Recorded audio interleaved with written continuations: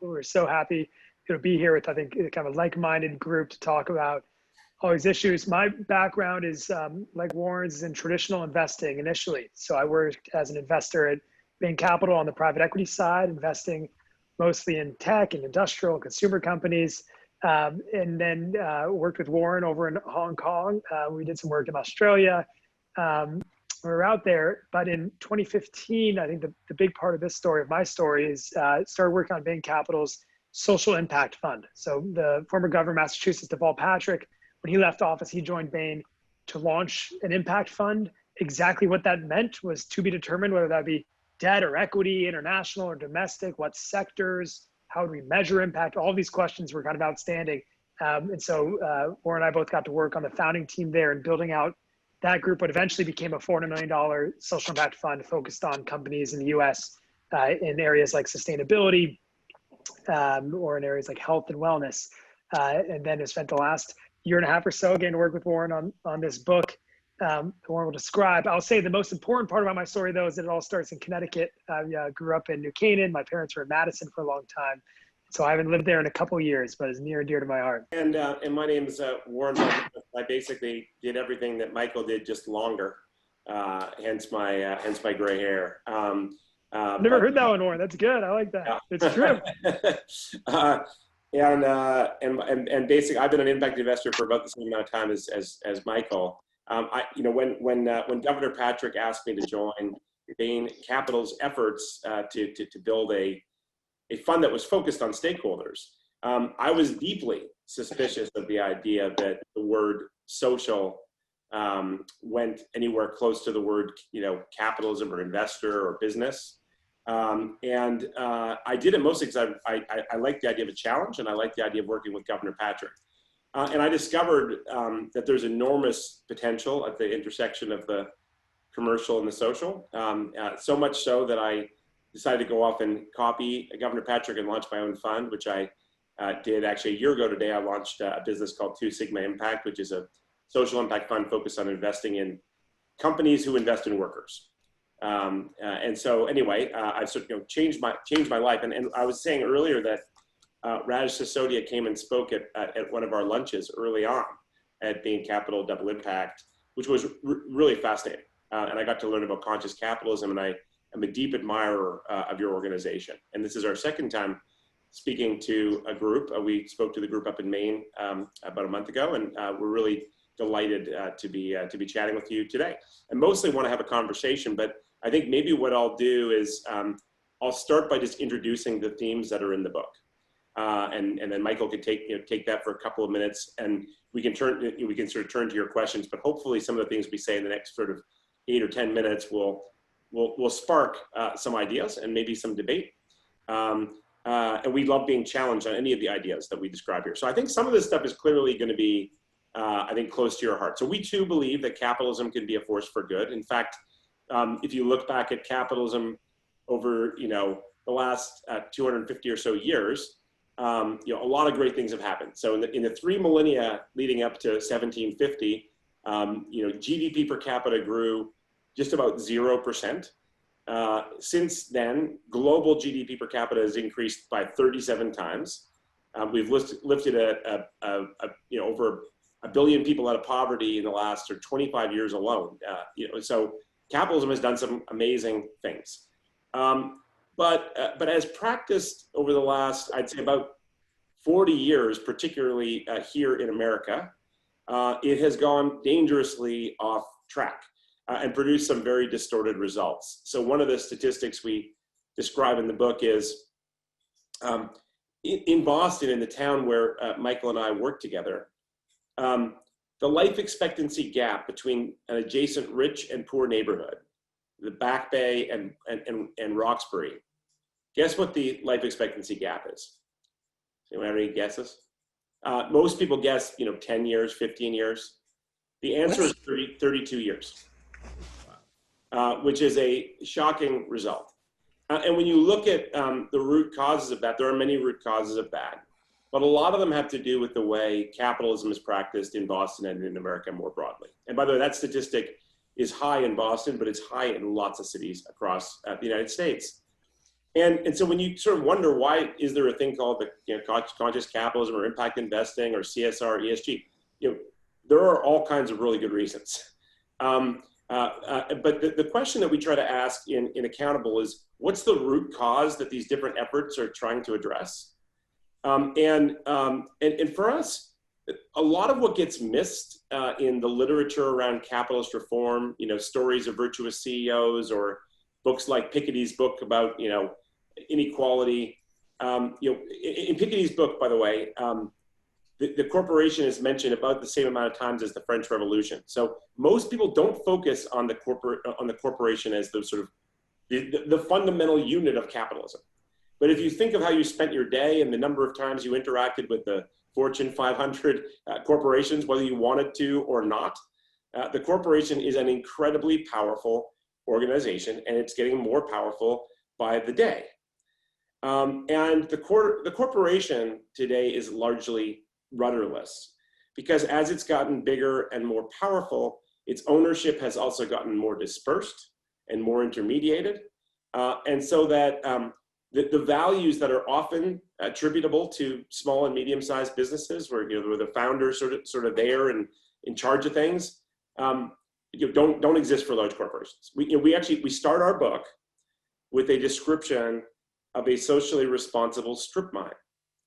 And the reason we do that is to show, first of all, it's a little bit to be provocative, and love to get a question about that. Mm-hmm. But it's also to demonstrate the power of local ownership and accountable governance. This particular company is owned by a family that has had it for 3 generations and wants to have it for at least 3 generations more. So when they close down a site, they don't just do the bare minimum that's required by law. They restore the site to a state of nature, because that's where their family hunts and fishes, and that's where their neighbors live, and all these other things that are all about just thinking long term, and being truly accountable over the long term. And so to us, if you kind of understand the root cause, corporations being rudderless, a lot of the efforts that are many of us on this call are pursuing become get into sharper focus, and you're able to more clearly differentiate between what's BS in terms of capitalist reform and what's real.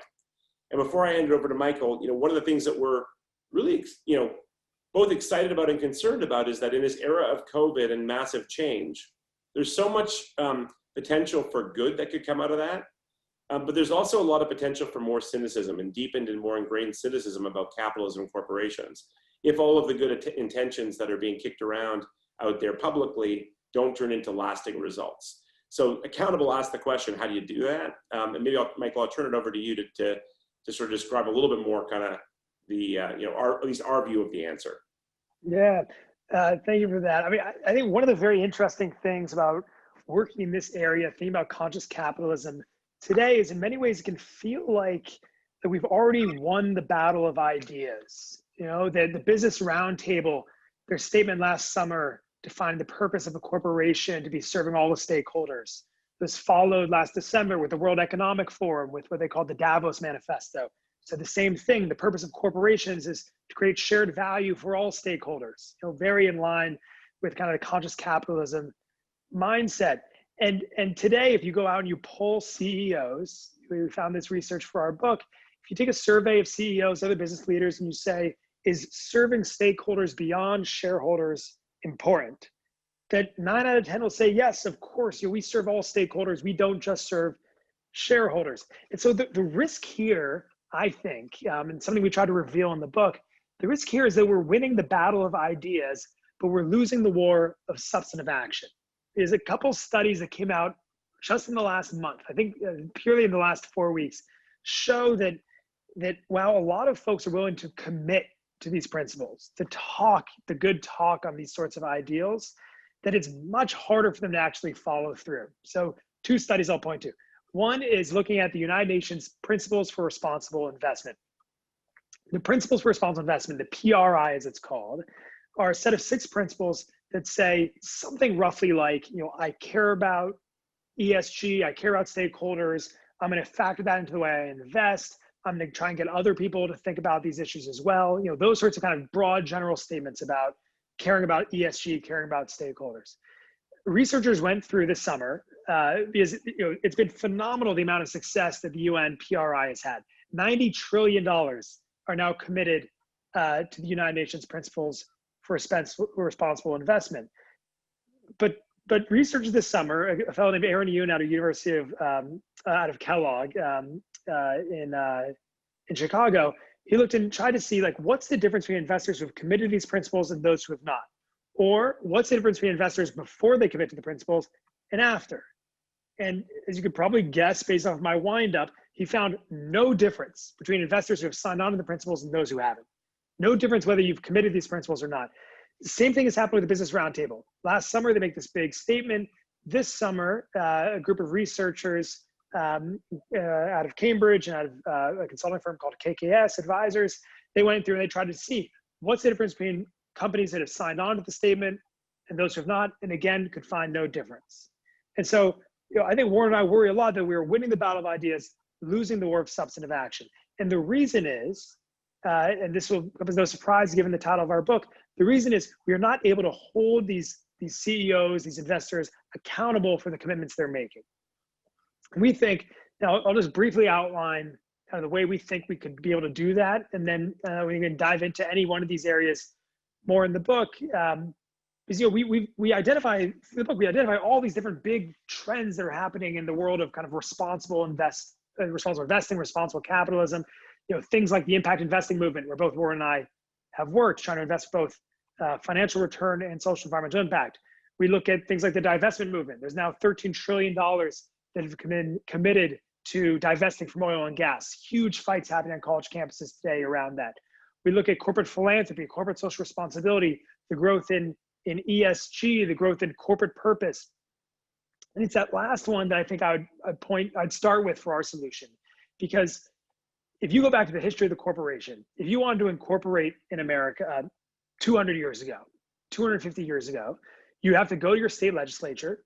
You would say, I would like to request all of these privileges that come along with being a company. So privileges like limited liability, that our investors won't be liable for more than the dollars they put in. Things like legal personhood, that our company can sign a contract rather than all the individual partners of the company sign a contract. But in exchange for getting all of these privileges of being a company, we will serve some specific identified social purpose.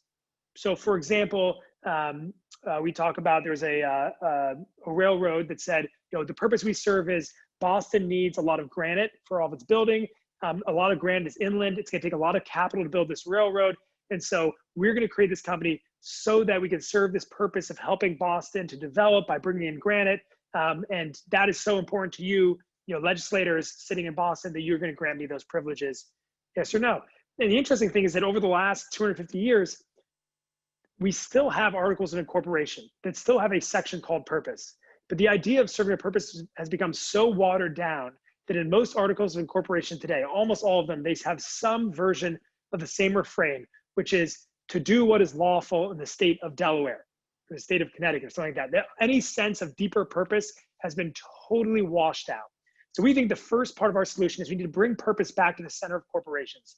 Every company should have some deeper social environmental purpose that is meant to achieve. And this is what we did as impact investors, putting purpose into the charter of the companies we're investing in. And we think that is a necessary first step. And you're starting to see some companies do it, like Danone in France.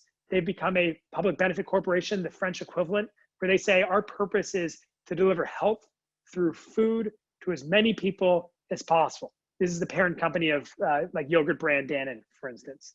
I think that's first, but it's not enough to just state a purpose. We already have mission statements at most of our companies that have some sort of generic feel-good statement about how they serve others. As important as putting purpose back in the charter, we also need metrics that are mandatory, that are standardized, that are audited, that cover the social and environmental impacts that companies have. So right now, every public company in the country, every public company in the world has to report on its financial and operational results in ways that are extremely regimented, extremely standardized, that are audited by third parties. The Securities and Exchange Commission, the SEC, the Financial Standards Bureau, FASB, they issue GAAP accounting, generally accepted accounting principles that are audited by PwC, EY, KPMG. It is an alphabet soup of accountability, but it works. If you go back to before the Great Depression, companies could decide on how they reported on their financial statements. Some would go so far as just saying, you know, our sales for this year was $12 million, and for more information, come to our headquarters in Minneapolis. And that was what financial statements look like. And basically that is what ESG metrics look like today for big public companies. They get to decide on what they report. They decide the way they report it. It's totally unstandardized. And for the most part, it's focusing on policies and procedures within the four walls of a company, not the impacts it's actually happening out in the world. So they'll say, we have a diversity policy, but they won't tell you what the actual diversity of their workforce is. And so we think that the way you need to start holding companies accountable is you need standardized, mandatory metrics by which to judge them, to see whether they're actually following through on these commitments. Ultimately, I think we worry, and right now in this age of kind of ESG exuberance, this brief moment that we're living in where everyone is professing commitment to, many people are professing commitment to stakeholder capitalism, to conscious capitalism. We think there's real risk that done halfway will end up causing more harm than good. That a lot of folks will look at these statements like the Business Roundtable, they'll get excited that maybe we're turning a new page in American capitalism. And then when they're faced with the kind of failure of these companies to actually do anything more than what they've been doing in the past, they'll breed more cynicism, more distrust. You know, I think the last stat I'll cite now is that today, you know, something like half of Americans don't believe in capitalism, don't support capitalism. I think a big part of that is because 3/4 of Americans don't trust corporations. And when you have that sort of distrust, that all of these commitments are being met with equal parts idealism and cynicism, and it's on us to hold them accountable, put in place the mechanisms to hold these companies accountable, so that they can actually make good on these commitments they're now making. I'll leave it there for now. I just say, Gavin, the political system, based on the debate the other night, should take care of everything. So maybe the corporations don't need to step up too much. Yeah. there. Michael, have you looked at the EU and some of their sustainability reporting requirements?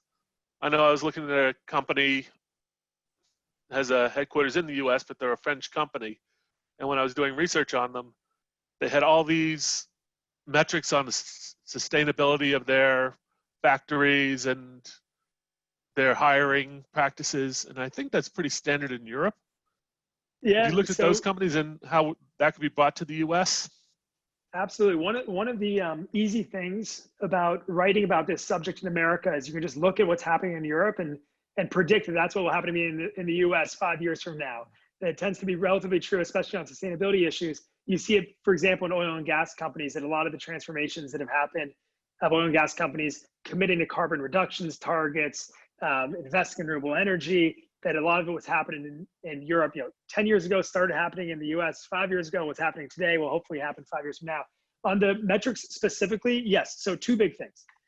So one, that yes, regulators are starting to look at this. Right now there's something called, I want to say the EU Non-Financial Disclosure Initiative, something like that, where they are currently debating, the regulators in conjunction with industry are currently debating what sorts of metrics should we require and in what format.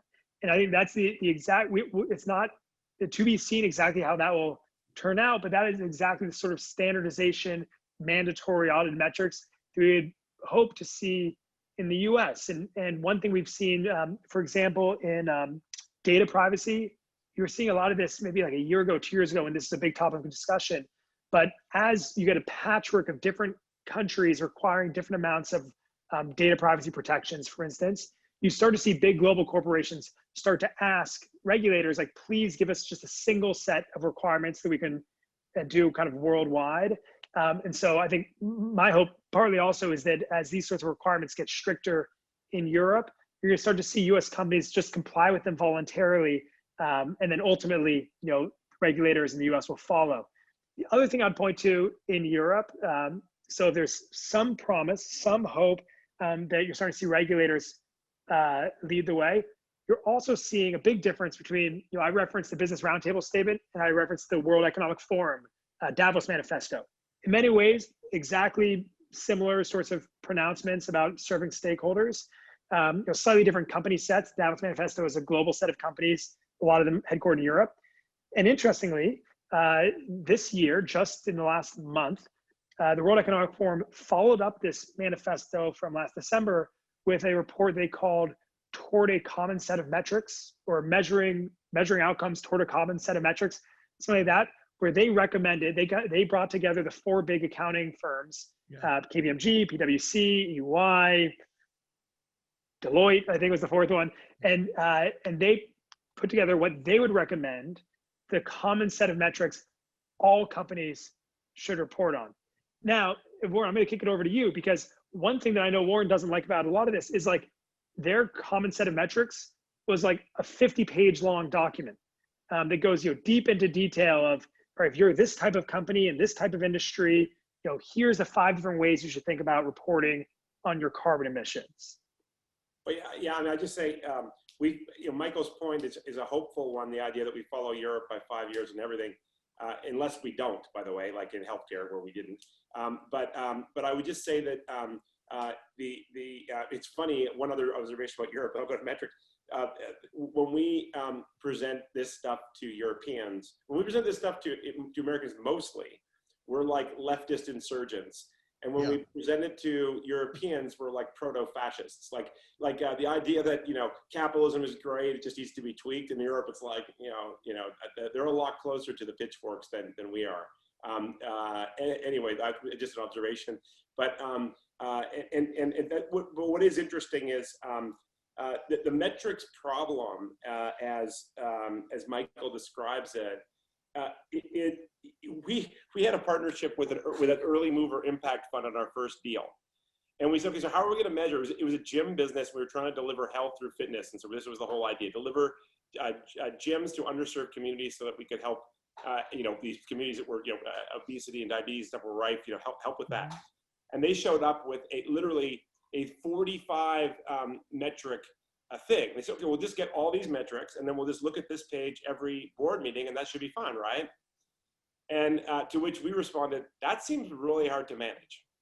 And not to say that none of the things on the page were bad things, but the issue was complexity can sometimes be the enemy of management. And the truth is, I think we've seen now there aren't billions of things that corporations need to get right to get sort of most of the way there. There's issues of workforce treatment, and by the way, that includes all the issues related to DEI that are now in the forefront, thankfully. But it also emissions, climate change is another big one, and there are probably like 2 or 3 others. We might have a little debate about what those 2 or 3 other things are, but there aren't 45 things. And the other thing is there are common sense metrics already for many of these things. Like emissions is pretty simple, just emissions. Just start with emissions. But corporations, as the way to try to get as anti for them to actually say we're going to start reporting, they say, well, I want complexity adjusted emissions, or I want some other thing that basically is just a way to disguise things.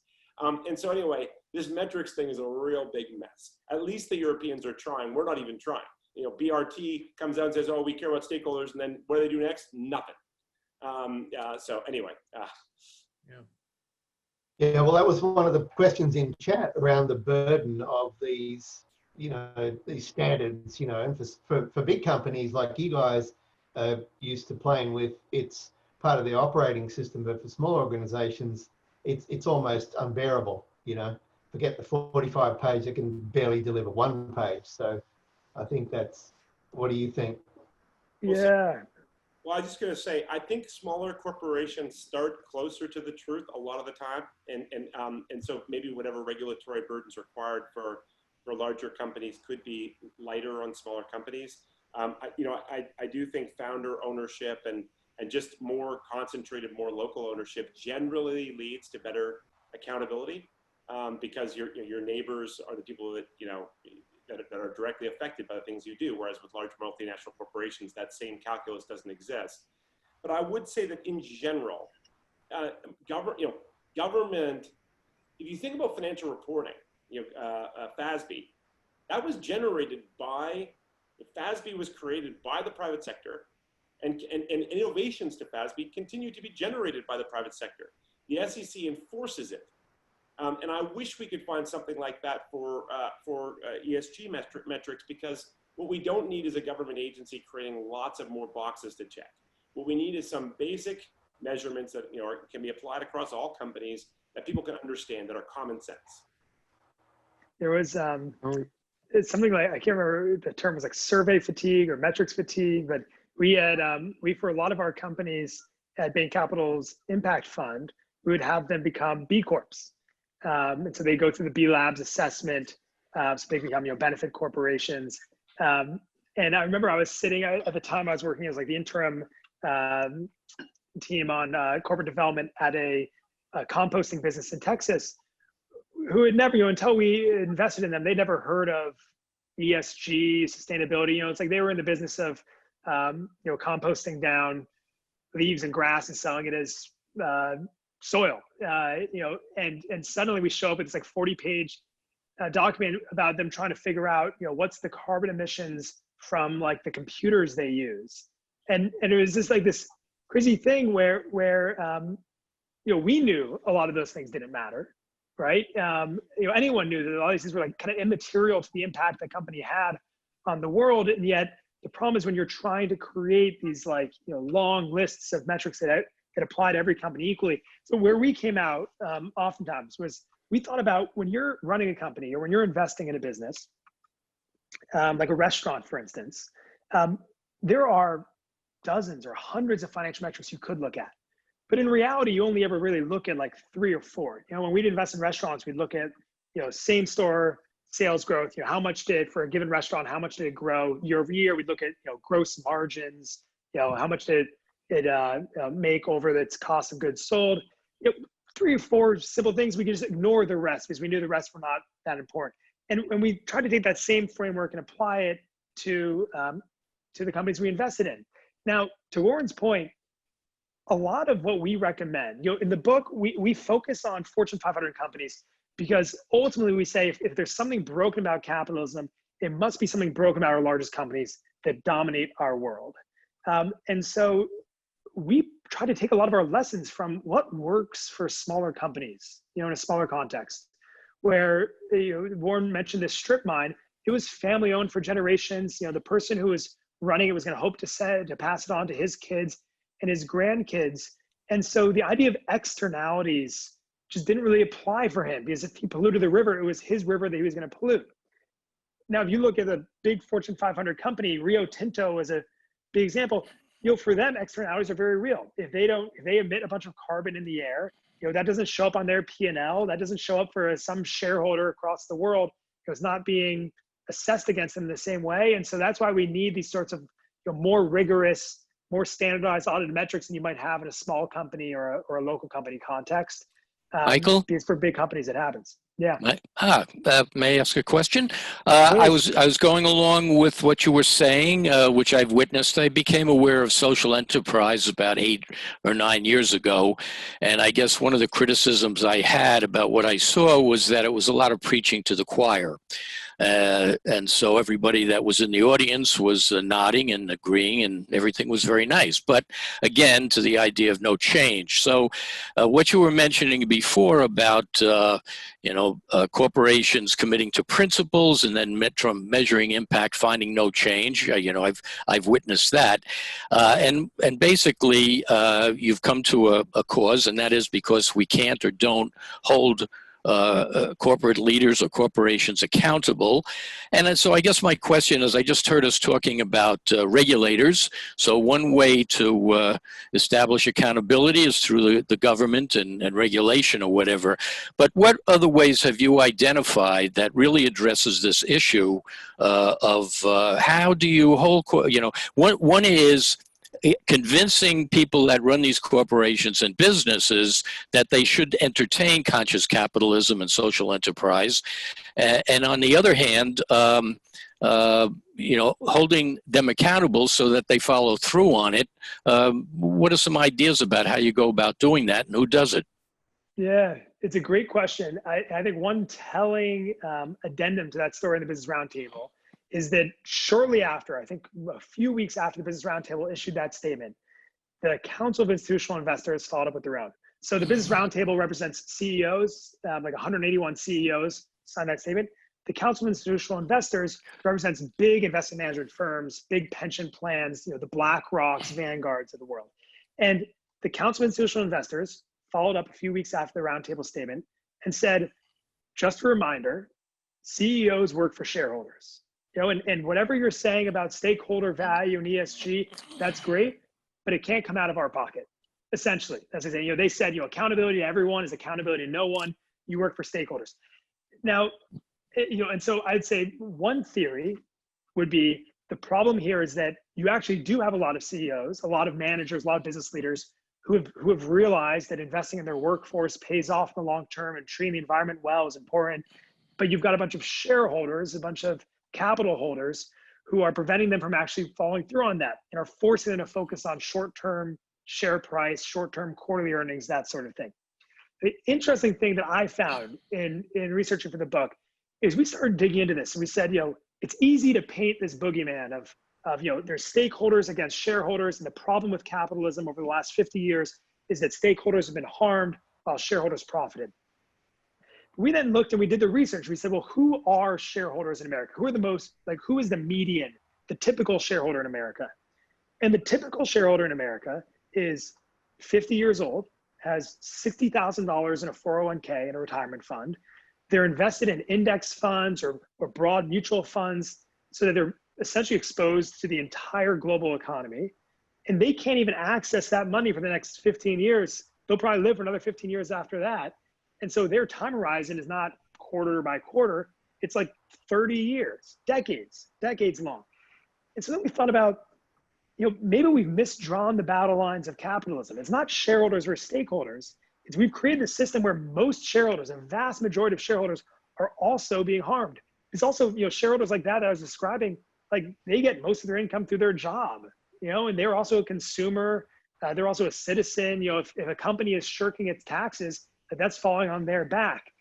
And so back to your question, I would say, what other groups can be holding corporations accountable?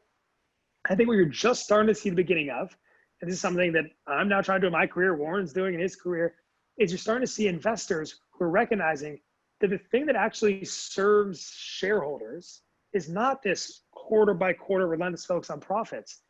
The thing that actually serves most shareholders is this kind of broader conscious capitalism stakeholder mindset. And I'll give you just one example, which is Rio Tinto, the company I mentioned earlier. Rio Tinto, about a month ago, they're all over the news because they had, in the process of building out a new iron mine in Australia, they destroyed this 40,000-year-old Aboriginal sacred site. And it was this huge crisis. Everyone was calling on them, calling on the CEO to step down. And initially the board of directors, docked the CEO $7 million in bonus and otherwise left it as it is. But then shareholders, being led by the pension funds in Australia, banded together and said, hell no, if you're working on our behalf, that doesn't represent our values. That doesn't represent our interests, destroying, cultural sites to make a little bit extra money. And so the investors held the corporation accountable, and the CEO and his two top deputies lost their jobs for this mining disaster. So I think that is an example of what hopefully we're going to be seeing a lot more of over the next coming decades, is not just regulators, not just government, not just consumer activism or employee activism, but investors actually pushing this themselves. Well, and I'll just say that the combination would obviously be the most powerful. I mean, you can see examples of workers fighting back at Wayfair, or customers demanding different kinds of things. I mean, there's a reason why there's an Impossible Whopper. It's not because Burger King cares about environmental sustainability or about animals. It's because consumers demanded it. And then, of course, we're all citizens in our capacity as voters as well, and that's an important thing too. So the last chapter of our book, after we finish sort of talking about how you can make more sustainable corporations, is how it gave a little bit of a perspective on how everyday citizens can contribute in their various capacities, workers, savers, consumers, and voters, to pushing corporations along. I'll just say one thing. One of the challenges we got when we were writing the book was, it may not be in the enlightened self-interest of all corporations to behave themselves. If you're Gazprom in Russia, be environmentally sustainable probably isn't going to help you a lot. But that's because the rest of the citizens in that country don't push them along. And so we got to help push corporations along. You make a very good point. You made me think. There's a real distance between the investment and the company. The majority of my investments are in the 401k. I'm in a plan that tells me, you know, you're going to retire in 20 years, so we're going to invest for a 20-year return. I have no idea what I'm invested in. I can't follow the companies. I don't know who I'm invested in. I'm invested in this fund with a million other people. So as a shareholder, I have no impact on the companies I've invested in. And the people that just really made me think right now. And the people working on your behalf don't share the same interests as you. They're paid on much shorter horizons. And I will say this is exactly music to my ears. This is the problem I'm working on now. Is if you look at like BlackRock, say, a lot of folks will hold iShares ETFs or mutual funds to BlackRock. And BlackRock, if you just read about them in the press, Larry Fink, the CEO, writes these wonderful letters to CEOs about how important sustainability is, how climate change is a true financial risk, and how all investors should be fighting for sustainability. But then you look at the records, the voting records of how BlackRock votes at shareholder meetings. And every year there's votes at various companies, including oil and gas companies, to say, we want this company to start reporting on their carbon emissions. And every year companies like BlackRock will vote against it because they just take this very traditional deferential view that says, well, it's not our, we care about sustainability, but it's not our place to tell CEOs how to run their companies. And so just as you're so disconnected from what the actual underlying companies that you are a partial owner of, you're also so disconnected from then what votes are being taken on your behalf, what votes. And so basically what we've done is we've created an entire investment industry over the last 40 or 50 years. You go back to like 1950, we all would have just held stocks directly. We'd all hold 8 or 10 stocks directly. But today everyone holds them through institutions like BlackRock or Vanguard or State Street. And what we've done is we've created for the last 50 years an industry that competes entirely on cost, on convenience, on returns. And we're only now starting to see that industry start to compete on who can best represent your values and your interests. And so you're starting to see all these different ESG funds pop up.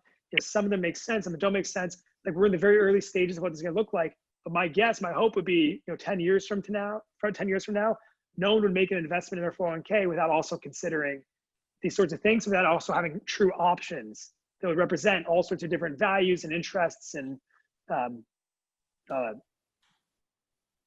so, Michael, is it fair to say then that you see the future of this solution being in the action of the shareholders as a lobby group?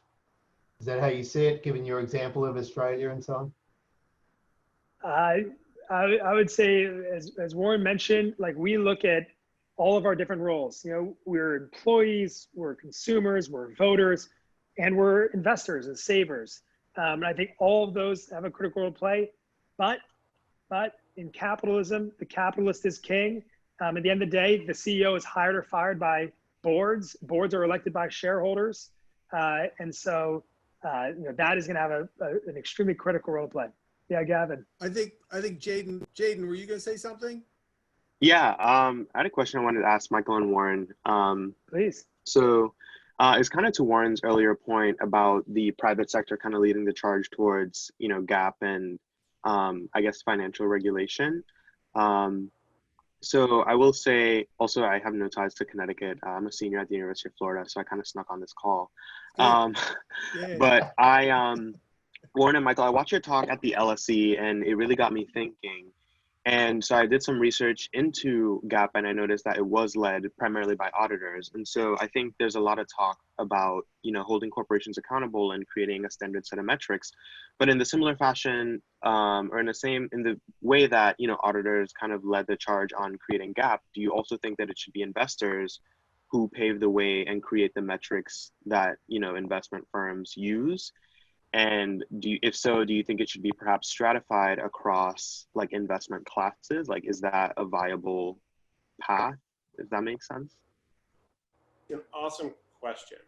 And I think, listen, a large part of what I'm doing in my job, and I think also what Michael's doing, we're doing it at different ends of the spectrum. You know, I'm doing it in small companies, Michael's doing it in big companies, you know, big public companies, but is trying to have more investor-led metrics that are you know, truly tied to what's really happening inside of companies and are transparent enough so that someone looking from the outside can understand what they mean. So I'll give you an example, Jaden, because I love the question. For workforce, there are lots of folks out there in academic institutions and foundations who talk about what's good for workers. But until we convince investors that there are actually things that are in investors' enlightened self-interest that they can do with workers, it's going to be hard, you know, short of government coming down heavy, it's going to be hard to get corporations to move. But the truth of the matter is, and I know this because I was a private equity guy for a long time in the regular sense, America has become bad at American corporations have become bad at being good employers. So it's in our interest to become better. Listen to this statistic: 50% of American workers, 50% say they're disengaged, but 13%, that's 1 in 8 workers, is so disengaged, so disaffected by how they're treated on the job, they actively work against the interests of their companies. This is like a big issue that corporations should want to solve and investors should want to solve. And so we're trying to figure out, Jaden, for you know, small and medium-sized corporations, how do we measure workforce health? And maybe how do we make, you know, treat workforce as an asset that we can actually calculate something on the balance sheet? Like, so we're trying to think those things through. And maybe that would change behavior. It certainly would change behavior for the companies that we're you know, investing in. And maybe we can drag some of the private equity industry along with us. But what I really hope happens is that if we're successful at doing what we're trying to do for workforce measurement and workforce improvement, Michael will notice. Not Michael literally, although hopefully Michael literally, because he sometimes listens to me. But the class of investors that Michael's trying to drag with him begins to start saying, those numbers matter to me too. And by the way, there are plenty of hard-nosed hedge fund people who couldn't care less about the earth, who would love to know about workforce health because it's an investable insight. Yep. And so anyway, a long way of saying, I think that investors are going to have to be part of the solution. And this idea of calling them non-financial metrics is a little bit of an abdication, I think, because it sounds like, well, these are these other things that don't really matter that we also have to report on. I think that workforce health is totally a financial metric, even if it's not financial in the traditional, you know, dollars and cents sense. Goodwill, it's no more or less a metric than goodwill. That's for sure. Anyway, so I love the question, and we're working on it. I hope fast enough.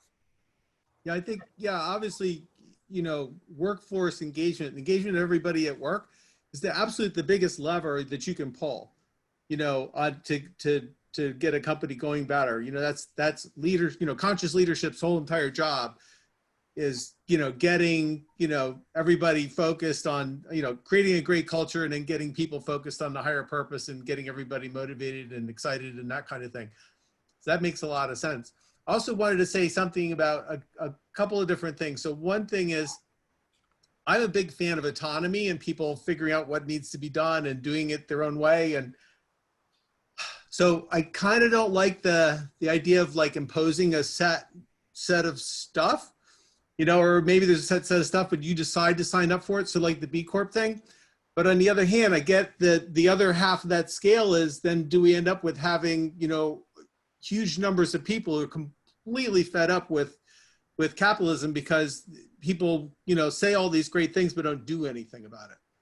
And I think, so there's a guy I've been reading quite a few of his books lately. His name is David Sloan Wilson. He's an evolutionary biologist. And he has, I think, a really, really good way of explaining what's going on with this and why people don't get it. So he explains it in terms of the game Monopoly. So he says, imagine you're sitting there with a group of other people and you're all playing Monopoly, you're playing it the normal way, and you basically end it for yourself and whoever gets the most wins. Now imagine playing a cooperative game of Monopoly where everybody who's playing Monopoly is on the same team and everything you're doing is to create more value for the team altogether. Now, basically, every single thing you would have done in the first game is now different. And now he says, now you know, a business really isn't, you know, just like a group playing this game Monopoly. You're a group within groups. So you have suppliers, you have customers, you have a, you know, community that you're in, you have, you know, the whole entire environment. So you are, in fact, you know, it's a group within groups of groups. And if those groups play cooperative Monopoly together, they're all going to do better. And that's one of the reasons why conscious capitalism, you know, works so well, is because these people, these companies recognize that, at least intuitively, and recognize that they care about their suppliers, they care about their customers, they care, you know, about, and those people who are investing in them, their shareholders, care about that stuff too. And that's why they're investing in that company, you know. And if you've got shareholders that don't want that are just looking for the buck, then just fire them. You know, just tell them, look, that's not what we're doing. If that's not what, you know, if you don't want this thing that we're doing, then go, you know, there's a guy down the street, go buy some of his stock, because, you know, he's all about just making money, and go do that, you know. But if you want something different, that's what we're doing here. And it's like you were saying before too, it's that long-term game. So, you know, if you're trying to squeeze everything out that you can to make this quarter's numbers, you're cutting off your nose to spite your face over and over and over again. You know, and we ran a family business, and we were in it for the long haul. You know, we would keep investing and making, you know, better, you know, doing things with the equipment, with the building, with the people, over and over again, because we were in it for the long term. And the company that bought us, big corporation, and they have to meet their numbers. You know, they say that they're, you know, they tell their stakeholders, you know, their shareholders, you know, that this is what they're going to project and this is what they're going to do. And they deliver it, come hell or high water, whatever it takes, you know, they deliver that. And they are making bad decisions over and over and over again. And sooner or later, you know, they've cut off so many body parts, it just doesn't work anymore. Gavin, by the way, you may know this, but we wrote in the introduction of our book, the Elizabeth Maggie, who invented Monopoly, actually invented 2 games. Okay. In the first instance, and one of the games was a cooperative Monopoly, and the other was a competitive one. And she was trying to make a point, because she did this in the Gilded Age. She was trying to make a point that look at how much worse people behave when they're doing just the purely competitive thing. Yep. When they cooperate, look what happens. And of course, when Parker Brothers bought the game, they were like, that nasty one's way more interesting, and we're going to make a ton more money. Anyway, so it's a funny aside. But Warren. I worked briefly in Japan, by the way. Just the long-term thing works really well with suppliers and others. I mean, I think what you're saying is absolutely right. Shelley? Yeah, sorry, I just want to ask this before it ends. So I work with an organization, we do employee ownership, mostly small, medium-sized businesses. And what Gavin was just talking about, we do worker cooperatives, as well as ESOPs and other things, but mostly worker cooperatives is a concentration. But I'm curious about how have you looked at those and what you're doing, and how you might see them fitting in and achieving some of the goals that you've stated for the small and medium-sized businesses. No, it's a great, and I could not be a bigger fan advocate of employee ownership. I actually, one of my first forays in this whole world was in helping to get a budget amendment passed in Massachusetts to refund a Center for Employee Ownership up there that would help convert. Yes, we got it. We're the Mass CEO. Exactly, Mass CEO. Thank you. No, I mean, it was actually a wonderful working of democracy. It was like knocking on state senators' doors saying, you know, will you co-sponsor this bill? But it's an easy pitch to make, because all the research on the power of being able to, you know, be a partial owner in your company and the way that helps build wealth, and also to Warren's point about kind of the disaffection people feel with their companies. It doesn't matter what your job is. If you own a piece of the company, if you think of yourself as a partial owner of that company, it just changes your whole mindset and your connection to work and your connection to the business's success. So big advocate. I think the reason why we didn't focus more on it in the book as a big part of the solution is it's just so, if it's a wonderful way to start a company, and if at a certain scale, it can be a great way to transition a business, it is incredibly difficult when you're talking about Fortune 500 companies to figure out how it is you convert some significant portion of that coming to employee ownership, where like Bernie Sanders, for instance, in the primary was talking about ways of, you know, forcefully transferring, you know, 10, 20% of the wealth to the employees, shared stock, which is one of those ones where, if I had a magic wand, it would be a really interesting policy proposal, but is so far from where I think a lot of folks are on right now, it's tough. But I think especially for smaller businesses, for converting family-owned businesses at retirement, for launching new companies, it is such a powerful form. Great. Thank you. Yeah. Keep up the good work. Important work. This is Paul. Quick thing. I just received an email from Vanguard explaining they're promoting their new ESG bond fund as I'm on this call. So how about that? One of the things I think the challenge for companies is that everybody's looking for a level playing field at the end of the day. So if you're going to take on, we are what I'll call brain dead autopilot business people for the vast majority. We have a perception of how businesses ought to be run, command and control, shareholder, focus on the profit, focus on this. So unless you change the structures and activities, which will then precipitate the behaviors and attitudes, it's going to be a very hard, long pull up the road to get there. So the only way I could think of was, if you give B Corps or ESOPs preferential tax treatment that allowed them for taking on this responsibility outside we'll call the brain dead aspect of making money, by committing to those principles and then being able to show progress, you have a favorable tax treatment because everything is still around money. You have to be able to justify it, especially in the short term. We all know the long-term benefits, but in the short term, if you can't show that, we're going to get a 2% reduction in our corporate taxes or in our state taxes or whatever it is for making this endeavor, and that's what's going to fund the initial, while we sort of come to realization as a society that maybe this is actually a good thing to do. I put down there, it's the complexity versus the intransience.